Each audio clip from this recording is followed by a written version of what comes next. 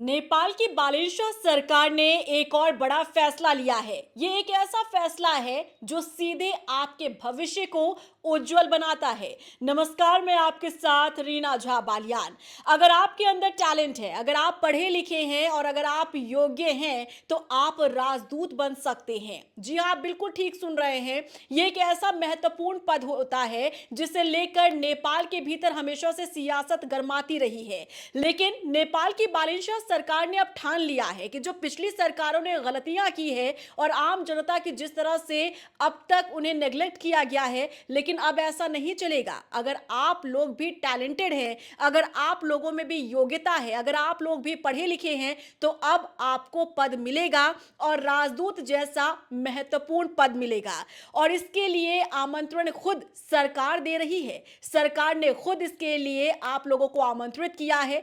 कैसे आप लोग इसके लिए अप्लाई कर सकते हैं और क्या कुछ प्रक्रिया है, कैसे प्रोसेस में आपको जाना है, पूरे विस्तार के साथ हम आपको जानकारी देने जा रहे हैं। इसलिए बिना स्किप किए वीडियो को लास्ट तक जरूर देखिएगा। देखिए, राजदूत पद एक ऐसा महत्वपूर्ण पद होता है जो हर कोई इस पर बैठना चाहता है। अगर आप इसकी पढ़ाई करते हैं, अगर आप इसके लिए मेहनत करते हैं। लेकिन नेपाल जैसे देश की अगर हम बात करें तो पिछली सरकारों ने क्या किया? पिछली सरकारों ने यह किया कि टैलेंट को इग्नोर करते हुए अगर कोई भी सरकार के करीब है, अगर कोई भी सरकार के लिए वफादारी दिखा रहा है, तो ये राजदूत का पद उन्हीं को दिया जाता था। लेकिन अब नेपाल की बालेश्वर सरकार जब से सत्तासीन हुई है, तब से सरकार का मकसद सिर्फ यही है कि जो भी टैलेंटेड है, जो भी युवा पढ़ाई कर रहा है और इसके लिए कोशिश कर रहा है, तो उसकी कोशिश जरूर रंग लानी चाहिए। और यही कारण है कि अब बालेश्वर सरकार ने आपको मौका दिया है, यानी कि आम नागरिकों को, नेपाल के नागरिकों को मौका दिया है कि आप भी राजदूत के पद पर बैठिए और इसमें अपनी दिलचस्पी दिखाइए। अब हम आपको बताते हैं कि आखिर आपको इस प्रक्रिया में जाना कैसे और क्या कुछ इसका प्रोसेस होता है। देखिए, नेपाल सरकार ने आम नागरिकों के लिए राजदूत पदों पर आवेदन आमंत्रित किए हैं और जो देश के इतिहास में ये पहली बार हो रहा है। सबसे दिलचस्प बात यही है जो आपको समझना चाहिए कि नेपाल की इतिहास में ये पहली बार ऐसा हो रहा है जब सरकार आमंत्रित कर रही है राजदूत जैसे पद के लिए। इच्छुक और योग्य नेपाली नागरिक जो है 5 जून तक विदेश मंत्रालय की वेबसाइट पर आवेदन कर सकते हैं, जिसके लिए कुछ योग्यता तय की गई है और आपको ध्यान रखना है कि क्या इन सब क्राइटेरिया में आप फिट बैठते हैं या फिर नहीं। अगर आप फिट बैठते हैं तो आपके लिए ये रास्ता खुला हुआ है। नेपाल ने आम नागरिकों से राजदूत पदों के लिए आवेदन मांगे हैं।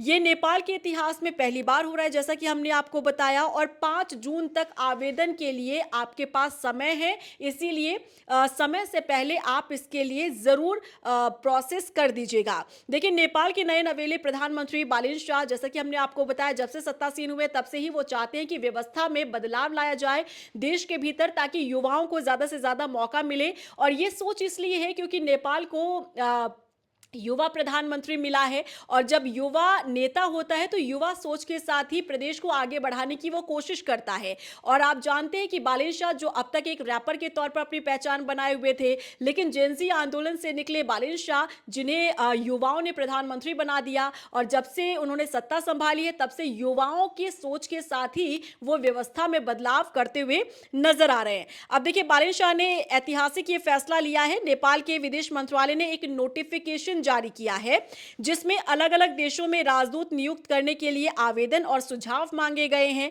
नेपाल के इतिहास में पहली बार हो रहा है जब विदेश मंत्रालय योग्य नेपाली नागरिकों को महत्वपूर्ण पदों के लिए आमंत्रित कर रहा है। मंत्रालय ने घोषणा की है कि इच्छुक, यानी कि अगर आप इंटरेस्टेड हैं और अगर आपके अंदर टैलेंट है, तो 5 जून तक आप इसके लिए आवेदन कर दें। लेकिन आवेदन करना कैसे, ये सवाल अब आपके जहन में होगा, तो इसकी भी प्रक्रिया आपको बता देते हैं। देखिए, आवेदक की उम्र जो है वो कम से कम 35 साल होनी चाहिए। ये क्राइटेरिया आपको देखना जरूरी होगा कि अगर आप आवेदन कर रहे हैं, अगर आप अप्लाई कर रहे हैं, तो इसमें आपको देखना होगा कि आपकी उम्र 35 साल है या फिर नहीं। मान्यता प्राप्त विश्वविद्यालय से आपके पास ग्रेजुएशन की डिग्री होनी चाहिए। अंग्रेजी लैंग्वेज में अच्छी आपकी पकड़ होनी चाहिए, क्योंकि देखिए, अब जाहिर तौर पर अगर आप यहाँ पर राजदूत के पद पर बैठेंगे तो विदेश में आपको भेजा जाएगा, वहां पर आपकी अंग्रेजी में जो पकड़ है वो अच्छी होनी चाहिए, इसीलिए ये क्राइटेरिया सेट किया गया है। और आवेदक किसी भी सार्वजनिक सेवा से बर्खास्त ना किया गया हो, इसको भी आपको ध्यान रखना है कि आपका जो बैकग्राउंड है वो क्या कहता है। ऐसा कोई भी रिकॉर्ड ना हो जो भविष्य में उसे सरकारी योजना के लिए अयोग्य बनाता हो, आपको ये भी ध्यान रखना है अगर आप अप्लाई कर रहे हैं इस पद के लिए। देखिए, इसके साथ ही भ्रष्टाचार या नैतिक पतन से जुड़े किसी मामले का दोषी नहीं होना चाहिए, यानी कि आसान भाषा में अगर कहें तो आपका जो बैकग्राउंड है वो साफ छवि वाला होना चाहिए, कोई दाग उसके ऊपर ना लगा हो, कोई भ्रष्टाचार में आप लिप्त ना हो। आपको ये ध्यान रखना जरूरी है। अगर इस तरीके का आपका कोई बैकग्राउंड निकलता है तो आप अयोग्य घोषित किए जाएंगे।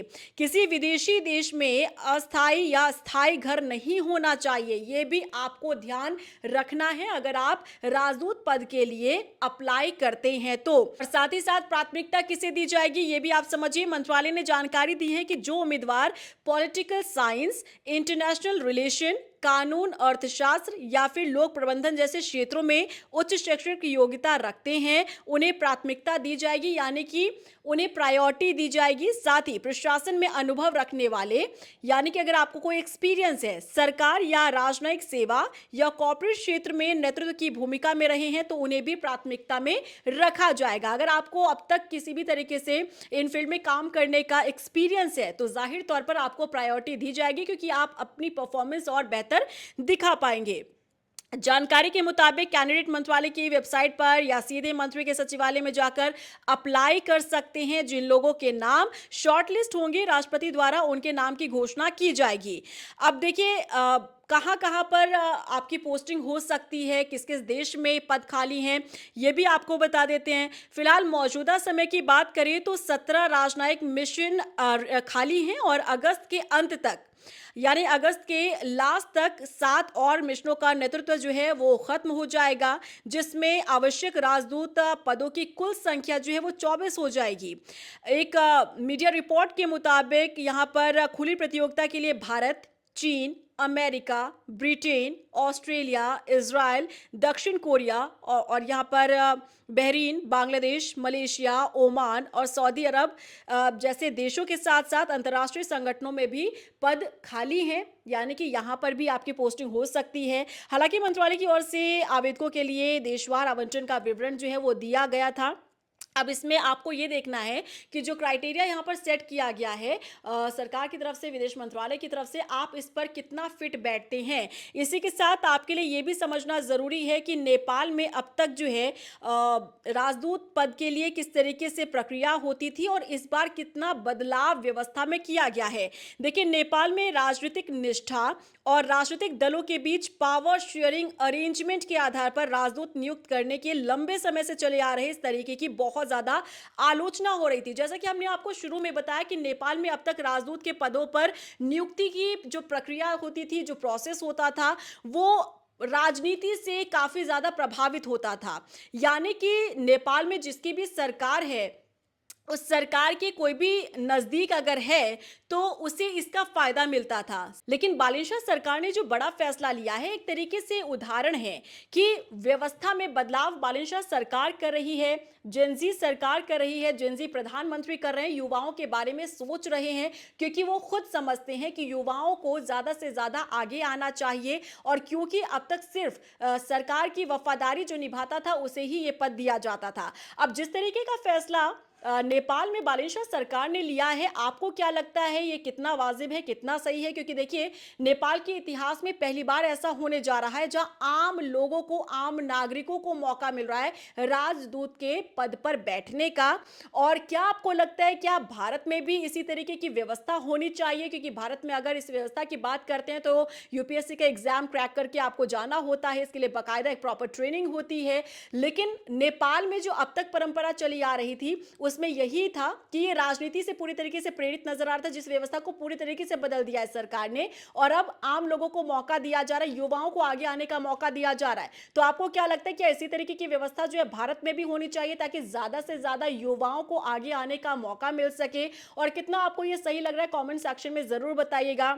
क्योंकि देखिए नेपाल की जब हम बात कर रहे हैं तो जब से नेपाल की सत्ता में परिवर्तन हुआ है, बालिन शाह सरकार ने सत्ता संभाली है, तब से ही वो युवाओं की सोच के साथ युवाओं के लिए बड़े फैसले लेते हुए नजर आ रहे हैं। उनमें से एक बड़ा फैसला यही है कि नेपाल के लोगों को, नेपाल के युवाओं को पहली बार मौका मिल रहा है राजदूत के पद के लिए अप्लाई करने का। इसका पूरा प्रोसेस क्या है ये हमने पूरे ब्रीफ के साथ, डिटेल के साथ आपको बता दिया है कि आप कैसे आवेदन कर सकते हैं, कहां अप्लाई कर सकते हैं, क्या क्राइटेरिया सेट किया गया है। तो इसीलिए वीडियो को आप ज्यादा से ज्यादा शेयर कीजिएगा क्योंकि समय ज्यादा नहीं बचा है। 5 जून तक ही आप अप्लाई कर सकते हैं और अगर आप ज्यादा से ज्यादा वीडियो शेयर करेंगे तो जाहिर तौर पर ज्यादा लोगों के पास ये पहुंचेगा और लोगों को जानकारी मिल पाएगी। इसीलिए आप जरूर इसे शेयर कीजिएगा और कमेंट सेक्शन में भी जरूर बताइएगा कि ये कितना जरूरी था नेपाल के युवाओं के लिए भी, जिनका टैलेंट अब तक पीछे धकेला जा रहा था, जिन्हें आगे आने का मौका नहीं मिल रहा था। लेकिन बालिन शाह सरकार ने अब उन्हें मौका दिया है आगे आने का, अपने भविष्य को उज्जवल करने का, विदेश में जाकर काम करने का और अपना नाम कमाने का। क्या रिएक्शन है आपका? कमेंट सेक्शन में जरूर बताइएगा और अगर आपने अभी तक मेरा चैनल सब्सक्राइब नहीं किया तो जल्दी से जाइए सब्सक्राइब कर लीजिए। नमस्कार।